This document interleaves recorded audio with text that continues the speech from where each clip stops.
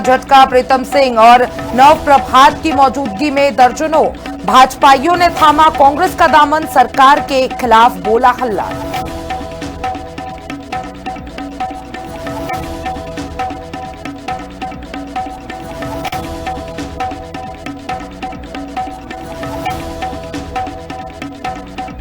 नमस्कार, हिंदी खबर देख रहे हैं आप और मैं हूं आपके साथ अंकिता शुक्ला। बुलेटिन की शुरुआत करते हैं बड़ी खबर के साथ। मल्लिकार्जुन खड़गे ने हल्द्वानी शुद्धिकरण का मुद्दा उठाया है। उन्होंने कहा कि मेरे भाषण के बाद शुद्धिकरण किया गया है और साथ ही कहा कि हिंदू संगठनों ने मंच का शुद्धिकरण किया था। जेपी नड्डा और मल्लिकार्जुन खड़गे में जोरदार बहस भी देखने को मिली इसी विषय पे। हल्द्वानी के रामलीला मैदान में 8 अगस्त को रैली की गई थी, जिसमें मल्लिकार्जुन खड़गे शामिल हुए थे। बता दें कि हल्द्वानी के रामलीला मैदान में 8 अगस्त को कांग्रेस अध्यक्ष मल्लिकार्जुन खड़गे की रैली के बाद शुद्धिकरण अनुष्ठान हुआ था। इसको लेकर बुधवार को बीजेपी और कांग्रेस के बीच राजनीतिक घमासान शुरू हो गया। उत्तराखंड प्रदेश कांग्रेस अध्यक्ष गणेश गोदियाल ने आरोप लगाया कि जिस श्री राम सेना संगठन ने यह शुद्धिकरण किया वो भाजपा से जुड़ा हुआ है। हालांकि बीजेपी ने इस आरोप का खंडन किया। गोदियाल ने दावा किया कि ये अनुष्ठान इसलिए किया गया क्योंकि खड़गे दलित समुदाय से आते हैं। उन्होंने बीजेपी पर जाति के नाम पर समाज में बंटवारा करने का आरोप लगाया और इस अनुष्ठान को मानवता के खिलाफ अपराध बताते हुए गोदियाल ने दावा किया कि इससे कांग्रेस और बीजेपी की विचारधारा में बुनियादी अंतर है स्पष्ट होता है। तो देखिए, उन्होंने ये भी सवाल उठाया कि नैनीताल के वरिष्ठ पुलिस अधीक्षक के दक्षिणपंथी संगठन के खिलाफ कार्रवाई क्यों नहीं की। वहीं बीजेपी ने श्री राम सेना से किसी भी तरीके के संबंध से इनकार किया और कांग्रेस पर राजनीतिक फायदे के लिए पार्टी की छवि खराब करने का आरोप लगाया। बीजेपी के प्रदेश प्रवक्ता और कैबिनेट मंत्री खजान दास ने दावा किया कि रामलीला मैदान में खड़गे की रैली के दौरान कुछ ऐसे नारे लगाए गए जिसने सनातन समुदाय की भावनाओं को आहत किया है। उन्होंने कहा कि रामलीला मैदान धार्मिक महत्व की जगह है और वहां किसी दूसरे धर्म से जुड़े नारे लगने से लोग नाराज हुए हैं, जिसके तहत ये शुद्धिकरण किया गया।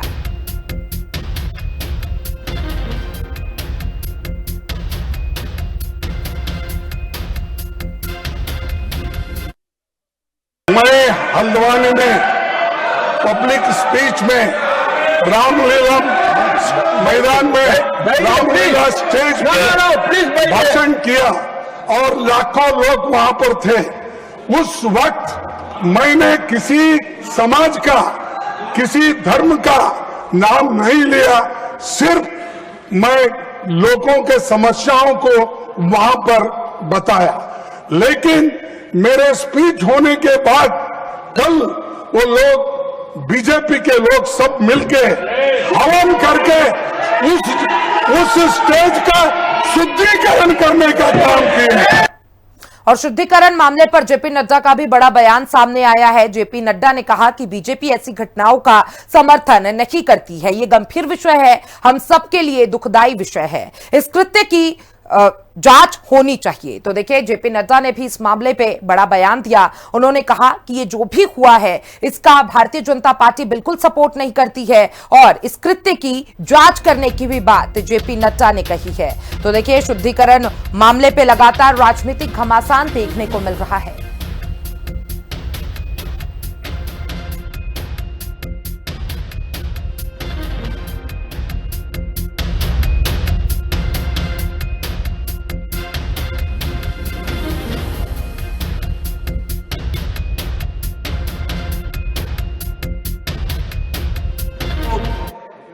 माननीय खड़गे जी ने कहा है, ये सच में बहुत ही दुखदाई विषय है और ये दुखदाई सिर्फ कांग्रेस पार्टी के लिए नहीं, ये दुखदाई हम सब के लिए है। जो भी बात हुई है उसकी तहकीकात जरूर होगी, लेकिन मैं स्पष्ट करना चाहता हूं, इस तरह की एक्टिविटी को भारतीय जनता पार्टी कभी भी सब्सक्राइब नहीं करती है। मैं भर्त्सना करता हूं और मैं भर्त्सना भी करता हूं और राष्ट्रीय अध्यक्ष जी इसको गहराई से देखेंगे भी। और शुद्धिकरण मामले पर प्रियंका गांधी ने भी अपनी प्रतिक्रिया दी है। पीएम मोदी को माफी मांगनी चाहिए, ऐसा प्रियंका गांधी ने कहा और साथ ही साथ कहा कि इसका खंडन होना चाहिए। तो देखिए, आपको बता दें कि शुद्धिकरण का मामला लगातार तूल पकड़ते हुए दिखाई पड़ रहा है। आज ये मुद्दा संसद में भी गूंजता हुआ नजर आया। इस विषय पे जेपी नड्डा और मल्लिकार्जुन खड़गे के बीच में तीखी नोकझोंक भी देखने को मिली और इसी के साथ प्रियंका गांधी वाड्रा ने भी इस मामले पे अपनी प्रतिक्रिया दी है। उन्होंने कहा कि इस मामले पे प्रधानमंत्री नरेंद्र मोदी को माफी मांगनी चाहिए, इसका खंडन होना चाहिए।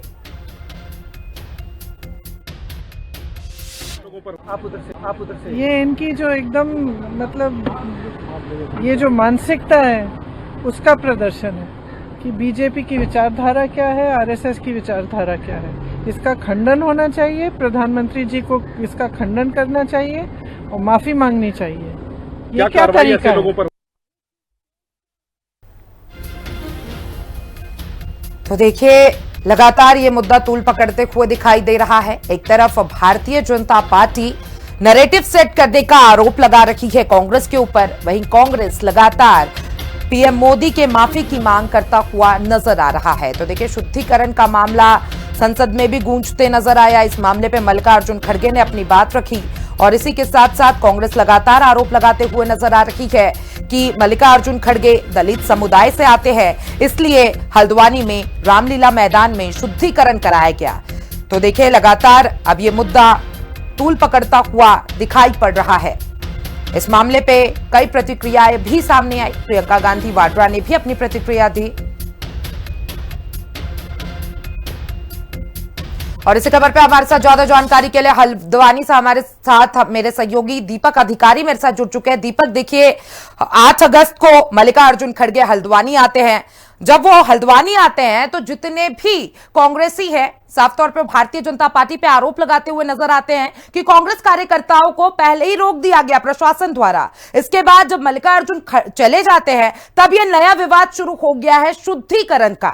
दीपक, इस तरह से मल्लिकार्जुन खड़गे का हल्द्वानी दौरा था, जिसके बाद कहीं ना कहीं जो प्रशासन की अराजकता देखने को मिली, जो कांग्रेस के बड़े नेता थे उनको भी रोक दिया गया, उनकी गाड़ियों को जो स्थल था वहां तक नहीं आने दिया, जिसके बाद ये मामला लगातार गहराता हुआ नजर, जिसमें कहीं ना कहीं जो एक सोशल मीडिया में लगातार जो वीडियो वायरल हो रही थी, जिसमें कप्तान के कार्यालय में कांग्रेस द्वारा वहां पर अवरुद्धा की गई, वो भी कहीं नहीं सामने। उसके बाद एक नया टूल नजर आया जिसमें कहीं ना कहीं जो रामलीला ग्राउंड में जहाँ पे कार्यक्रम जो स्थल था वहां पे शुद्धिकरण किया गया, उसको लेकर कांग्रेस ने गहन इसमें आक्रोश जताया और जिसके बाद जगह जगह पुतले फूके गए भाजपा के, क्योंकि जिस तरह से भाजपा द्वारा ये माहौल बनाया गया वो कहीं निंदनीय था, जिसको लेकर जो कांग्रेस के तमाम पदाधिकारी थे उनके द्वारा लगातार बहस छिड़ी हुई है। जी दीपक, देखिए, जिस तरीके से छोटे छोटे मुद्दों को कांग्रेस पार्टी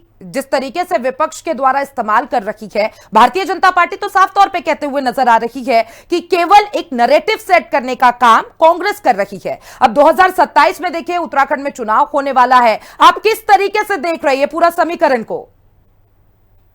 2027 में चुनाव है जिसको बहुत बैठे हैं। अब जिस तरह से हल्द्वानी शहर में तो ये शुद्धिकरण का आपने देखा होगा कि किस तरह से 8 तारीख को मल्लिकार्जुन खड़गे आते हैं और 10 तारीख को यहाँ पे रामलीला ग्राउंड का शुद्धिकरण होता है, जहाँ पे वो खड़े थे वहां पर का शुद्धिकरण होता है, जहाँ पे उन्होंने वो बैठे थे वहां पे का शुद्धिकरण होता है। लेकिन जिस तरह से जो मानसिकता तो साफ तौर पर जाहिर होती है, उसका विरोध लगातार बढ़ता जाए, चाहे वो देहरादून की बात की, चाहे वो अल्मोड़ा की बात की, तमाम जगहों पे यह प्रदर्शन देखने को मिल रहा है। कल हल्द्वानी शहर में भी एक बड़ा प्रदर्शन देखने को मिला, जहाँ पे अनुसूचित जनजाति के जो लोग थे उनके द्वारा यहाँ पे प्रदर्शन किया गया और जिन लोगों ने जो यहाँ पे शुद्धिकरण किया उसके खिलाफ भी कहीं ना कहीं मुकदमा करने की भी बात की गई है। जी चले दीपक, मेरे साथ जुड़ने के लिए और तमाम जानकारी साझा करने के लिए आपका बहुत बहुत धन्यवाद। चले बढ़ते अगली खबर की ओर। देहरादून से खबर है, जहां ताइक्वांडो खिलाड़ी के आरोप का मामला उजागर हुआ है। 1.5 लाख रुपए मांगने के आरोप मामले में अब सफाई भी सामने आई है। ताइक्वांडो खिलाड़ी सायरा ने अपनी सफाई दी है। रिश्वत मांगने के आरोप को उन्होंने सिरे से खारिज कर दिया और कहा कि समय पर पैसे का प्रबंध नहीं हो पाया, इस कारण छुट्टी अंतरराष्ट्रीय प्रतियोगिता। तो देखिए, सायरा ने अपना बयान दिया है। उन्होंने कहा कि पैसे का इंतजाम नहीं हो पाया, इसलिए वो प्रतियोगिता में नहीं पहुंच पाई। देहरादून में मुख्यमंत्री के युवा संवाद कार्यक्रम के दौरान वायरल हुआ वीडियो पर ताइक्वांडो खिलाड़ी सायरा ने स्थिति साफ कर दी है। छात्रा ने नया वीडियो जारी कर स्पष्ट किया कि मामला रिश्वत मांगने का नहीं था। सायरा के अनुसार अंतर्राष्ट्रीय प्रतियोगिता में जाने के लिए होने वाले खर्च के समय पर व्यवस्था न हो पाने के कारण वो हिस्सा नहीं ले सकी। सोशल मीडिया पर इसे गलत तरीके से प्रचारित किया गया था।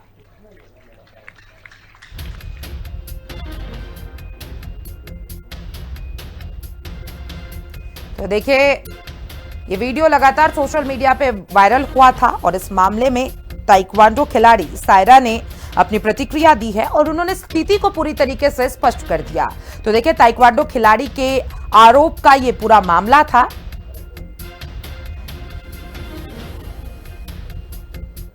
मैं अभी जम्मू गई थी ताइक्वांडो का नेशनल खेलने। सर वहाँ पे मेरा गोल्ड मेडल आया था। वहाँ से मेरा इंटरनेशनल के लिए सिलेक्शन हुआ था सर, लेकिन वहाँ पे पैसे मांग रहे थे। इंटरनेशनल के लिए सिलेक्शन हुआ था, वहाँ पे पैसे मांग रहे थे मुझे 1.5 लाख रुपए, तो जिसकी वजह से मैं इंटरनेशनल खेलने नहीं जा सकी। प्रोग्राम में गई थी जहाँ पे अपने में पूरी बात रख नहीं पाई, इसलिए अब रख रही हूँ। मेरा सिलेक्शन जम्मू में, मैं नेशनल खेलने जम्मू में गई थी जहाँ पे मेरा इंटरनेशनल के लिए सिलेक्शन हो गया था रोमानिया में कॉन्किडो का,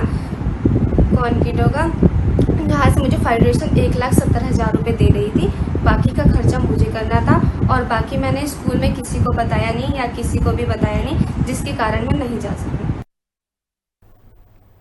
और दून यूनिवर्सिटी पहुंचे सीएम पुष्कर सिंह धामी। आपको बता दें कि पुस्तकालय और लैब का लोकार्पण किया गया और इसी के साथ साथ बायोलॉजिकल साइंस लैब का लोकार्पण किया गया। फीता काटकर सीएम धामी ने यह बड़ा तोहफा दिया है। दून विश्वविद्यालय में अब शिक्षा परिदृश्य पूरी तरीके से बदलता नजर आ रहा है। छात्रों को अत्याधुनिक सुविधाएं उपलब्ध कराई जा रही है। मुख्यमंत्री पुष्कर सिंह धामी दून विश्वविद्यालय परिसर पहुंचे। यहां उन्होंने नवनिर्मित केंद्रीय पुस्तकालय भवन और स्कूल ऑफ बायोलॉजिकल साइंस प्रयोगशाला भवन का फीता काटकर भव्य लोकार्पण किया। सीएम धामी ने नवनिर्मित भवनों का निरीक्षण कर आधुनिक सुविधाओं का जायजा भी लिया और इस अवसर पर विश्वविद्यालय प्रशासन, शिक्षक और बड़ी संख्या में छात्र छात्राएं मौजूद रहे।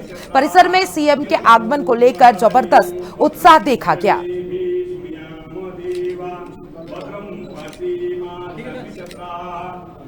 तो देखिए, सीएम धामी विश्वविद्यालय पहुंचे। लाइब्रेरी लैब को ये बड़ी सौगात सीएम पुष्कर सिंह धामी ने दी है और इसी के साथ छात्रों को अत्याधुनिक सुविधाएं भी अब उपलब्ध हो रही है। दून यूनिवर्सिटी सीएम पुष्कर सिंह धामी पहुंचे और इसी के साथ उन्होंने फीता काटकर लोकार्पण किया पुस्तकालय का और इसी के साथ बायोलॉजिकल साइंस लैब का ये लोकार्पण किया गया है और अब आधुनिक सुविधाएं छात्रों को भी प्राप्त होगी। तो देखिए, अब बायोलॉजिकल साइंस लैब का लोकार्पण आज किया गया है सीएम द्वारा और हाईटेक सुविधाएं छात्रों को अब मिल रही है। तो ये बड़ा तोहफा छात्रों को आज सीएम पुष्कर सिंह धामी ने दिया है। दून कैंपस पहुंचे थे और इसी के साथ उन्होंने पुस्तकालय का लोकार्पण किया और आधुनिक सुविधाओं से लैस है ये पुस्तकालय।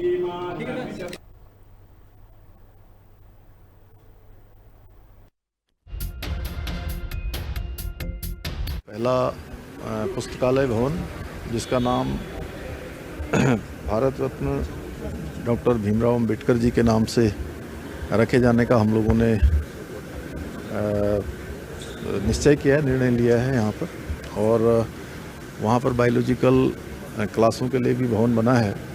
दोनों ही भवन बड़े अच्छे बने हैं। और दूसरा, आज यहाँ पर एफएम रेडियो की भी दून विश्वविद्यालय ने शुरुआत की है और इस एफएम रेडियो के माध्यम से हमारे यहाँ के शिक्षक, यहाँ के विद्यार्थी अपनी बात आम जन तक पहुँचा पाएंगे और एक अच्छा मंच उनको यहाँ से मिलेगा। और उत्तराखंड को उल्लास नव भारत साक्षरता कार्यक्रम के तहत पूर्ण साक्षर राज्य घोषित किए जाने पर केंद्रीय शिक्षा मंत्री प्रहलाद जोशी ने मुख्यमंत्री पुष्कर सिंह धामी और प्रदेशवासियों को शुभकामनाएं दी है। 8 जुलाई 2026 को मिले इस ऐतिहासिक उपलब्धि पर मुख्यमंत्री धामी ने केंद्रीय मंत्री का आभार जताया। उन्होंने इसे सामूहिक प्रयास का सुखद परिणाम बताते हुए प्रदेश को डिजिटल साक्षरता और गुणवत्तापूर्ण शिक्षा की दिशा में आगे ले जाने का संकल्प दोहराया।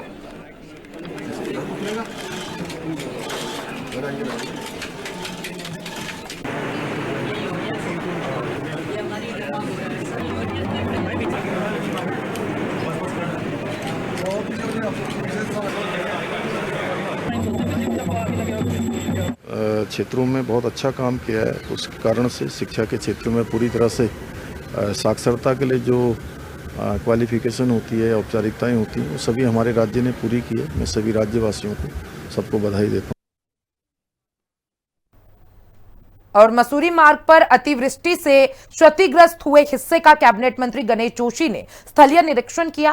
पानी वाले बैंड के पास पहुंचे मंत्री ने लोनीवी अधिकारियों को युद्ध स्तर पर पुनर्निर्माण कार्य पूरा करने के कड़े निर्देश दिए। उन्होंने कहा कि संवेदनशील स्थानों पर पत्थर गिट्टी डालकर यातायात सुगम बनाया जाए। साथ ही चेतावनी बोर्ड, बैरिकेडिंग और कर्मचारियों की तैनाती कर 24 घंटे निगरानी रखने के निर्देश भी दिए।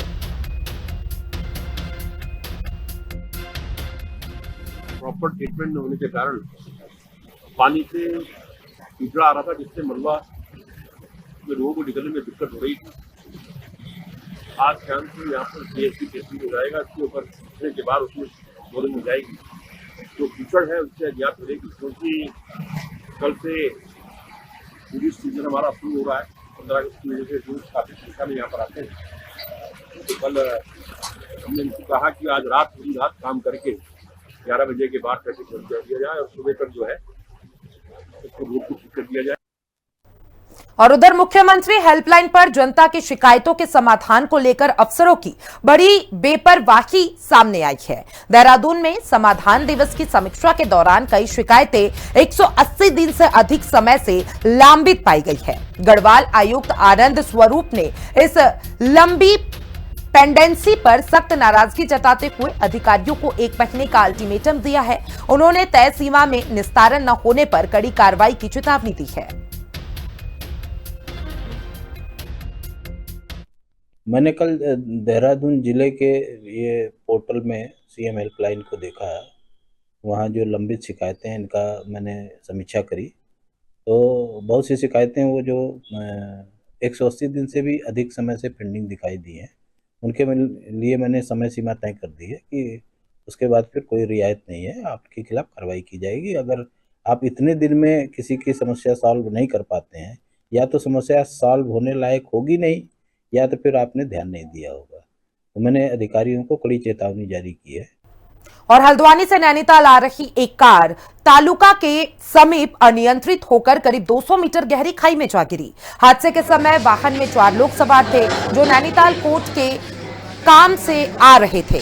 सूचना पर पहुंची पुलिस ने स्थानीय लोगों की मदद से सभी घायलों को खाई से सुरक्षित निकाला और BD पांडे अस्पताल पहुंचाया। पुलिस के अनुसार सभी घायलों को सामान्य चोटें आई हैं।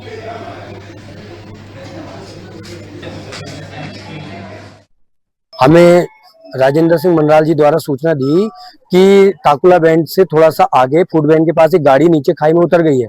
इस सूचना पर हम लोग थाने से पहले से ही रवाना थे। मौके पर तत्काल पहुंचकर स्थानीय लोगों की मदद से नीचे उतरकर चारों घायल व्यक्तियों को ऊपर लाकर थाने की गाड़ी से BD पांडे ले आए हैं। चारों को सामान्य चोटें हैं, उपचार चल रहा है। 3 व्यक्ति इसमें पिथौरागढ़ के हैं और 1 व्यक्ति टिहरी गढ़वाल से। और लक्सरपुर काजी हाईवे पर न्यामातपुर मोड़ के पास कार और बाइक के बीच ये भीषण भिड़ंत देखने को मिली।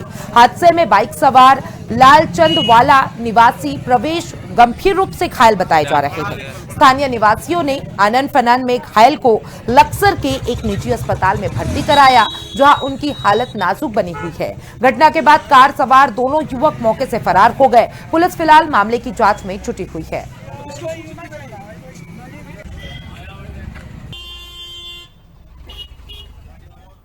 और कर्णप्रयाग के ऐतिहासिक PWD मैगजीन स्थल पर इस बार पहली बार स्वतंत्रता दिवस समारोह आयोजित किया जाएगा। वर्ष 1942 के भारत छोड़ो आंदोलन के दौरान यहां क्रांतिकारियों ने डायनामाइट की 7 पेटियां लूटी थी। इस ऐतिहासिक घटना और गुमनाम स्वतंत्रता सेनानियों की याद में प्रशासन और स्मृति समिति मिलकर ध्वजारोहण करेगी। साथ ही कार्यक्रम में स्वतंत्रता संग्राम सेनानियों के आश्रितों को विशेष रूप से सम्मानित भी किया जाएगा।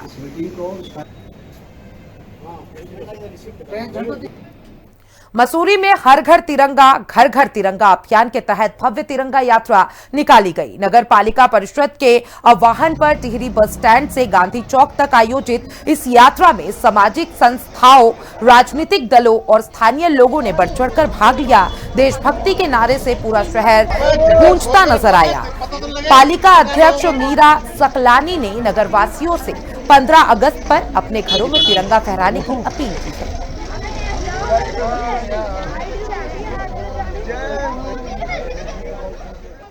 और फिलहाल मेरे साथ इस बुलेटिन में बस इतना ही। देश और दुनिया के तमाम अपडेट्स के लिए देखते रहिए हिंदी खबर।